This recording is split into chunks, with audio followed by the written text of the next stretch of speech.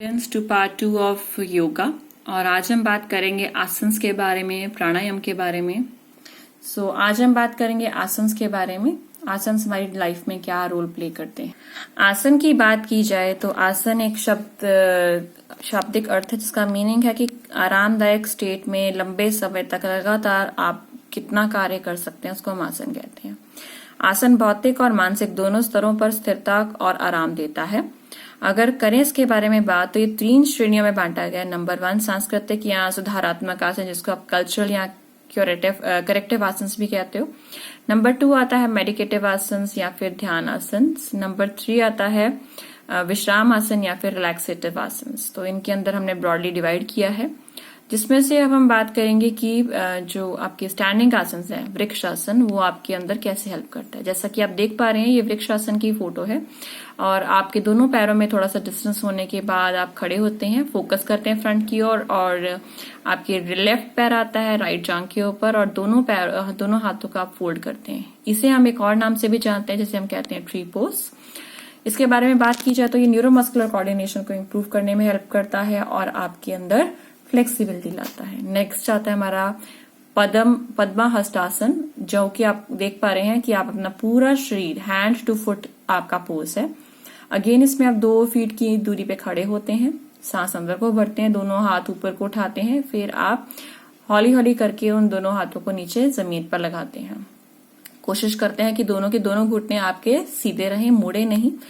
पहली बार ये आसन करने में दिक्कत आती है, लेकिन थोड़े टाइम के बाद इसको लगातार करने से आपके अंदर फ्लेक्सिबिलिटी आती है, स्पाइन के अंदर इंप्रूवमेंट आती है और आपकी डाइजेशन का काम जो है, जो कॉन्स्टिपेशन की प्रॉब्लम है, उसके अंदर भी सुधार आता है। नेक्स्ट हम बात करते हैं गरुड़ आसन की, जिसको हम कहते हैं ईगल पोज। ईगल पोज की आप फोटो देख पा रहे हैं। इसमें आपने शुरुआत जो करनी है ताड़ासन से करनी है, सीधे खड़े होना है, लेकिन आपका लेफ्ट पैर जो है वो राइट पैर से मुड़ता है और राइट आर्म जो है वो लेफ्ट आर्म से मुड़ती है और आप एक पैर पे खड़े होकर अपना बैलेंस को मेंटेन करते हैं। और ये बहुत अच्छा आसन है बैलेंस इंप्रूव करने के लिए, यहाँ तक कि आपकी जो काव्स है उनकी बीमारियों को भी दूर करने में हेल्प करता है। इसके अलावा ये जो आपकी स्पाइन्स की जो प्रॉब्लम है उसको दूर करता है, लेग्स और हिप्स को अच्छी शेप देता है और आपके अंदर जो है फिटनेस को बनाने का काम करता है। तो गरुड़ आसन यानी ईगल पोज, तो ये ईगल नाम से लिया गया गरुड़ आसन है। नेक्स्ट आ गया हमारा वज्र आसन। जैसा कि आप देख पा रहे हैं, ये एक लौता ऐसा आसन है जिसको आप खाना खाने के बाद तुरंत कर सकते हैं। दैट इज वज्र आसन या थंडर बोल्ट पोस्चर। ये वो पोस्चर है जहां पे आप अपने आप को आराम की स्थिति में बैठते हैं, दोनों पांव फोल्डेड हैं और दोनों हाथ आपकी दोनों जांघ पे आ जाते हैं। और ये बेस्ट आसन है क्योंकि आप किसी भी स्टेट में कहीं भी बैठ के कर सकते हो, यहाँ तक कि खाना खाने के बाद भी बहुत अच्छा आसन रहता है। इससे आपकी स्पाइन भी इरेक्ट होती है, आपकी नजर भी अच्छी होती है और आपकी जो मसल्स है, पैर की मसल्स है, उसमें भी इंप्रूवमेंट आती है। नेक्स्ट बात करते हैं नौका आसन के बारे में। जैसा कि आप तस्वीर से देख पा रहे हैं, ये नौका आसन है। नौका आसन की बात की जाए तो नौका मीन्स बोट का पोज है ये, जैसा देख पा भी रहे हैं आप लोग।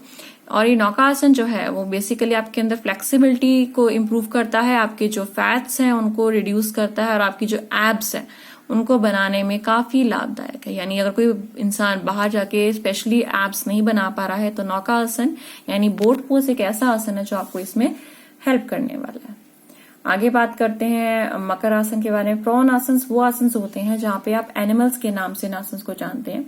मकर मीन्स क्रोकोडाइल, एक क्रोकोडाइल का पोज है। आप उल्टे पेट के बल लेट जाते हैं योगा मैट के ऊपर एंड देन आपके दोनों हाथ फोल्ड होते हैं और फोरहेड आपका दोनों हैंड्स के ऊपर आता है। तो ये है क्रोकोडाइल पोज या मकर आसन। आपके लिए छोटा सा होमवर्क रहेगा, आप देखेंगे कि भुजंग आसन यानी कोबरा पोज कैसे बनता है और शलभ आसन यानी लोकस्ट पोस्चर कैसे बनता है, और जरूर अपडेट कीजिए मुझे कि ये कैसे बनते हैं दोनों पोजेस। भुजंग आसन में आप पेट के बल लेटते हैं और दोनों हाथ आपके ऊपर की ओर स्ट्रेच करते हैं, आप रेस्ट करते हैं, हेड के ऊपर से ऊपर की ओर निकाल के लेके जाते हैं इसको। ये आपका बनता है भुजंग आसन। और शलभ आसन में भी आप पेट के बल ही लेटते हैं, रेस्ट आपके चिन के ऊपर होता है, इसको ऊपर की ओर आप फोल्ड करते हैं and you will find the आसन देयर।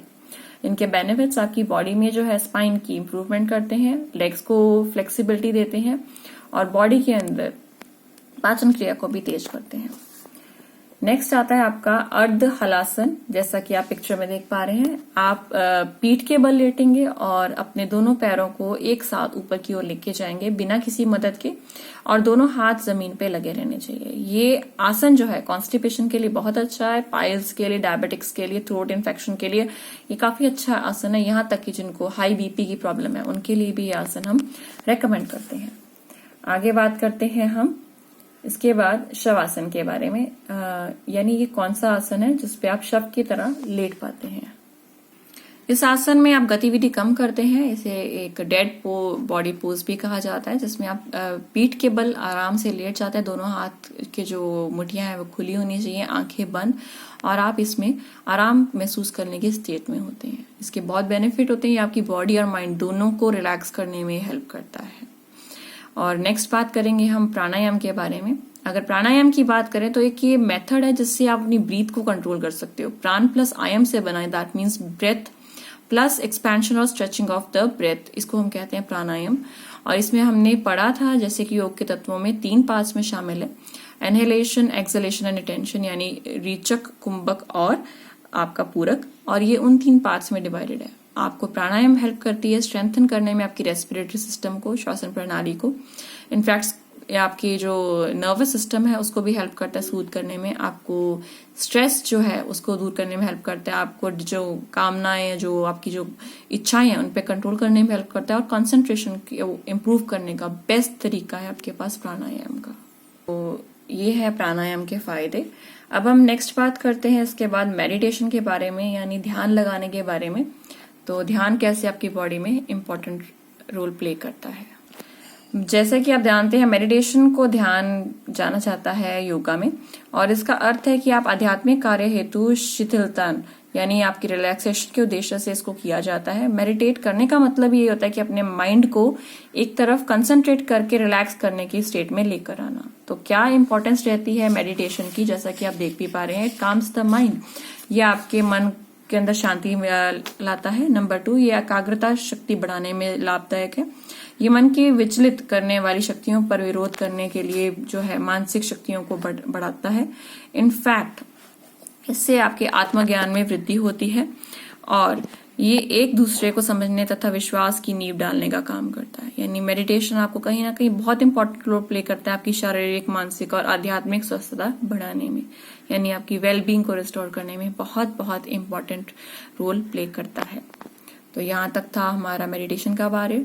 आगे हम बात करेंगे शुद्धि क्रिया के बारे में नेक्स्ट वीडियो में।